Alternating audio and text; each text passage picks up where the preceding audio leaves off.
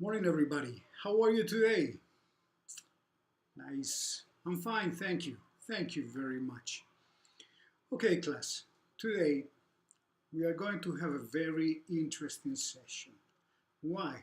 Because we are going to read, we are going to talk, and we are going to develop critical thinking. And this is really important. Okay, so let's start with the core of the matter. Do you know the book Animal Farm by George Orwell? Oh, okay. This is the book we are going to read, and it's a very interesting book. Okay, now, but before we start reading our book, I want you to ask you a couple of questions. I want you to tell me, do you know the book? Have you heard anything about it? Do you know anything about George Orwell? Okay, very nice, very nice. Now, George Orwell is really famous for his book Animal Farm in 1984. Yes, that is correct. Yes, very, very, very nice. Okay. Now, and in this book, we are going to find that the characters or the protagonists of the story are animals and the antagonists are humans. Okay, but this belongs to a genre that we can call fable.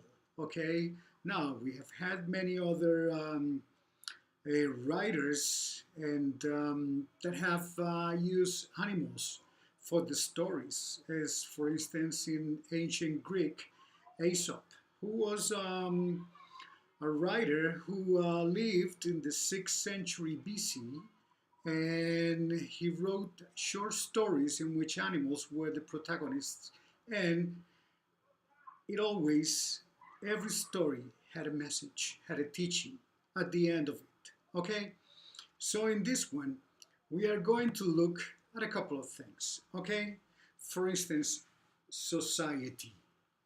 Look at this. How many different kinds of societies do we know? Mhm. Do we live in what kind of society? Is this a democracy?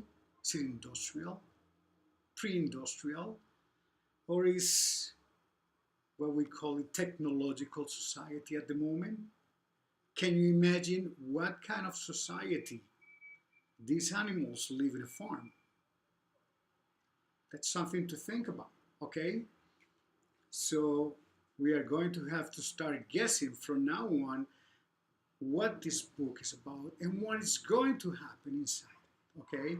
Now, what about a revolution? What is a revolution? Hmm? What's revolution associated with? Yeah, that's correct. Change, human rights, very nice. Yeah, political change, struggle, fighting. Yes, that is correct. We can put all those many words into what a revolution is. Now, some are peaceful, some are really, really, really, really uh, difficult because they are really violent. Yes, that is correct. Yes. Oh, okay. So, what kind of society do we live in? Yeah, a very common name. Democracy, yes, that is correct. I mean, what is democracy? Democracy is a society in which every voice is heard and everyone is got a vote. So all the members of this society participate in the choice making. Yes, decision making. That is correct. So we choose our leaders. Um, we choose the people who are going to represent us. Okay, and the ones who are going to help us to build a better world.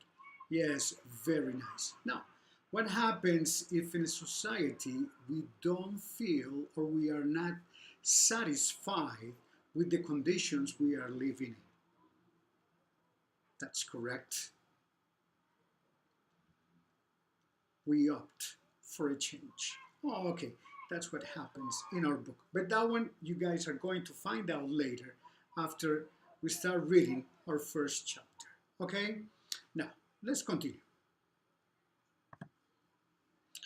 What are going to be the objectives of this class? Okay, number one is for you kids to develop a critical thinking about different aspects of contemporary societies. When we talk about contemporary societies, is those societies in which we are living nowadays, okay, in which all humans from this planet are participating. Okay, so we have democracies. Um, yeah, we have royalty. Yes, we still have some countries in which, um, yes, the king is the one who rules, and it is a different kind of society. Now, what other kinds of society do we have? Yes, in some societies or in some countries, the ruler is a tyrant. Okay, what is a tyrant? Tyrant is someone who takes power and doesn't share it with anyone. Okay, so actually, it's one person who is in command of everything and does as he wills. Okay, excellent, excellent, guys. Yes. Okay, yes, I know you have a very good understanding of what kind of world we're living in. Now, another thing that we have as part of our objectives is to have a better understanding of the role of individuals in society. Do you know what is your role in society? Do you know to what part of your society you belong to? What do you do for it? What do you do in it? Hmm? What purpose do individuals have in society? Very nice. Okay. Now, after these guys, you guys are going to take a short reading comprehension test. Okay, that is after you guys read the first chapter.